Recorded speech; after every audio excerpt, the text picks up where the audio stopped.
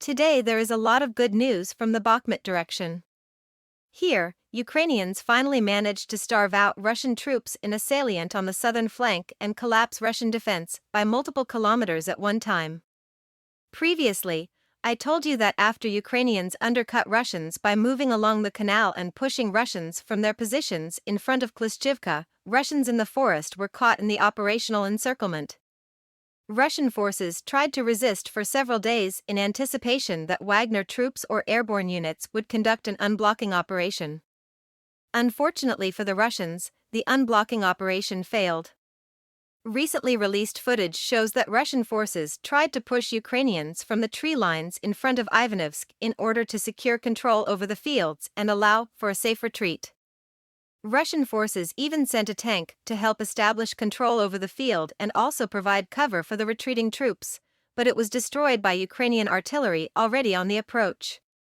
In the meantime, the problems for Russians in the forest exacerbated by minute, as Ukrainian artillery also managed to destroy several shelters with ammunition. It looks like Russians also lost connection and could not communicate with the mainland. As a result, when Ukrainians started their storming operation, Russians did not understand that they got completely surrounded and fought until they were eliminated. Today, a Ukrainian fighter reported that they completely cleared the forest. Later Russian sources confirmed this information and also reported that they lost 2 colonels. One colonel was the commander of the 4th Motorized Rifle Brigade. Another colonel was second in command. Both of them died from lethal wounds, so the whole brigade is now with no high command. Interestingly, Ukrainian fighters from assault units reported that they starved out Russians in the forest so much that during the storming operation, Russian mortar crews could fire at them only a dozen mines. A fighter from a different assault unit reported that they noticed a decrease in the Russian artillery fire on the flanks and speculated that the recent Ukrainian HIMARS strike demolished a lot of Russian artillery, so now they only have enough to maintain intense shelling of Bakhmut and Chasiv Yar. Ukrainian Deputy Minister of Defense reported that today Ukrainians established control over 10 Russian positions around Bakhmut. The current setting indicates that Ukrainians are finally ready to start storming Klishchivka. In fact, the artillery preparation has already started.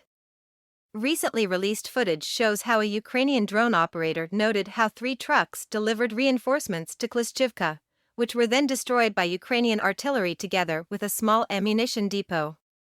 Another footage shows how the drone operator spotted the second reinforcement at night, which Ukrainian artillery started shelling the moment the troops jumped from the trucks. The head of the Wagner Group, Prigozhin, recently published a video where he explained why the Russian Ministry of Defense is lying about the stability of the situation.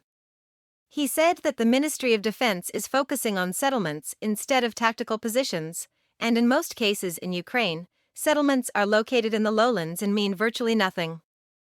So, while the Russian Ministry of Defense reports that Ukrainian failed to take Berkivka, for example, Ukrainians are successfully moving along the tactical heights. The same thing is happening right now on the southern flank. Ukrainians are moving along the ridge that goes from Chasiv Yar to Kurdyamivka. They have already established control over the forest and hills around the forest and east of the canal and are ready to storm 2 fortifications that are protecting Klishchivka. If this attack is successful, Ukrainians will control a huge platform that will allow them to attack downhill and cut Bakhmut from the south. They will likely open a supporting line of attack towards Kurdyamivka to fix Russian troops while moving towards Zaitsev and Vasil.